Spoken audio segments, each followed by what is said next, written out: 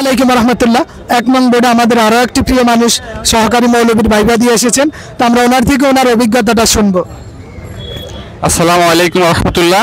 আমি আবির বিন হাসান, আমি এসেছি বাগেরহাট থেকে। আমি 1 নং বোর্ডে ভাইবা দিয়েছি। আমাকে জিজ্ঞেস করা হলো, প্রথমে বসতে বললেন, আমি ধন্যবাদ দিয়ে বসলাম এবং আমাকে জিজ্ঞেস করলেন যে আপনি তো মাছে পড়াশোনা করেছেন এবং আরবি ব্যাকরণ বিষয়ে পড়েছেন, আপনাদের ব্যাকরণ সংক্রান্ত প্রশ্নটা দিয়ে আমি শুরু করি। আমাকে বললেন যে ফাইল কাকে বলে।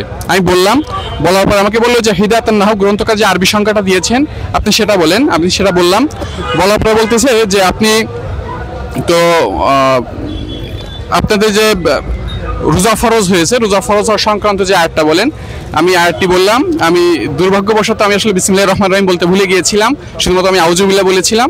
তখন আমাকে জিজ্ঞেস করলেন যে আউযুবিল্লাহ কি। আমি সেটা বললাম যে বিসমিল্লাহ কি সেটা বললাম। তখন আমাকে বলছে যে বিসমিল্লাহির রহমানির রহিম তারকিব করেন। তখন আমি বিসমিল্লাহর প্রথমে বললাম যে বা হরফে jar। তখন আমাকে জিজ্ঞেস করলেন যে হরফে jar কয়টি। আমি বললাম যে হরফে jar 17টি।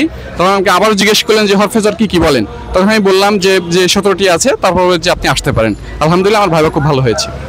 জি, ধন্যবাদ ভাইকে অভিজ্ঞতা শেয়ার করার জন্য।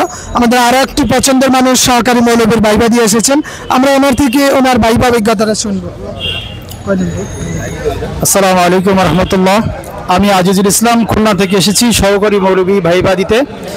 আমার বোর্ড ছিল 1 নম্বর চেয়ারম্যান স্যারের বোর্ডে। তো আমি প্রথমে প্রবেশ করার পরে আমাকে বসতে বলা হলো, আমি সালাম দিয়ে বসলাম। আমাকে যিনি পরীক্ষক ছিলেন তিনি কাগজপত্রগুলো নিলেন এবং বললেন যে আপনি কামিল শেষ করেছেন। আমি বললাম হ্যাঁ, আমি কামিল শেষ করেছি। উনি বললেন কোন বিষয়ে। আমি বললাম আল হাদিস।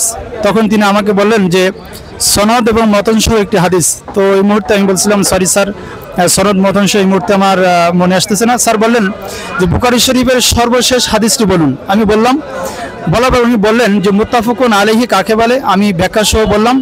এরপরে আমাকে জিজ্ঞাসা করা হলো যে মুত্তাফাকুন কোন সিগা। আমি বললাম। এরপরে স্যার বললেন ঠিক আছে আপনি আসতে পারেন। এরপরে কাগজপত্রগুলো নিয়ে আমি বেরিয়ে চলে আসলাম। আলহামদুলিল্লাহ, আমার ভাইবা খুবই ভালো হয়েছে। জি, ধন্যবাদ ভাইকে ওনার অভিজ্ঞতা শেয়ার করার জন্য।